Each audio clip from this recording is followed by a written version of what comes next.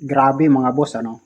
Ang laki na masyado itong expenses nitong aking pamimigay. Mapa-YouTube o mapa-Facebook man, no? Dati po, ang regular ko lang pong pamimigay, nasa 20k po. Araw-araw yun. Kung minsan di pa umabot ng 20k. Nasa 15k lang po, mga ganon. Kasi hindi naman po araw-araw ako pumipili po ng 10k po. Kumbaga yung 10k ko, for emergency lang po talaga yun, yung mga nagkakasakit, no? Yung mga na-hospital. Pero ngayon po mga boss, masyado na pong malaki. Kung minsan pa nga umabot ng 40, araw-araw ang linalabas kong pira dito. Pero di bali mga boss, kasi hindi nga po pare-pareho yung araw. Meron din naman po mga araw na gumagastos lang po ako ng nasa 15k lang po. Kunyari, tatlong 5k lang po yung aking napili. Yun. So, sa umaga, sa tanghali hanggang gabi, nasa 15k lang po. Pero, pagka sumabay po itong may mga sakit, nagpapagamot, nagpapahospital, nasa 40 to 30k po ang ginagastos ko araw-araw niyan mga boss.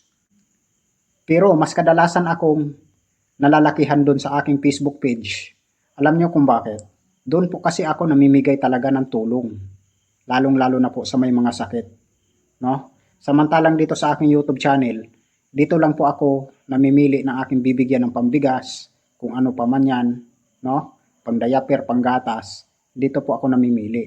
Doon talaga sa aking Facebook page, talagang sagad talaga doon. Mayroon ng pambigas, may pang-diaper pa, mayroon pang pangpagamot, at mayroon pang pang-hospital, mayroon pang pang-paopera. Kaya masyado pong malaki para sa akin na maglabas po ng 40k araw-araw, no? Masyadong malaki na po 'yun para sa katulad ko mga boss. Uulitin ko po, hindi po ako katulad ng iba na nagpi-flex po ng milyon-milyon, no? Simple lang po akong tao bago po ako tumulong sa kapwa ko. 'Yun po ay kinikita ko muna yung pera bago ko ibibigay sa inyo. Pinagpapaguran ko muna yung itutulong ko sa inyo bago pa yan maitulong sa inyo mga boss, no? Pero ang kaibahan ko naman sa kanila, doon sa mga nagpi-flex ng milyon-milyon mga boss, yun talaga ay hindi talaga yun 100% na tumutulong at namimigay. Ang habol lang po ng mga yun mga boss, makapag-register kayo doon sa kanilang link, no? At makahakot po ng maraming followers, no? Yun po yung habol doon sa mga nagpi-flex ng milyon-milyon na pera. Samantalang ako dito, wala po akong link. Ang akin lang, nakapag-subscribe ka, nanonood ka ng video ko, nakapag-comment, nakapag-like, nakapag-share, yun lang po ang requirements ko mga boss. Ganon din po sa aking Facebook page. Nakapag-follow ka, nakapag-like, at nakapag-share. Basta hindi lang po nakalak yung profile mo at hindi ka po share, mapipili ka rin doon mga boss. Legit po talaga akong namimigay, no? Magmula pa pandemic mga boss, hindi pa uso tong social media, di pa ako gumagamit ng ganito, namimigay na po ako ng tulong, no?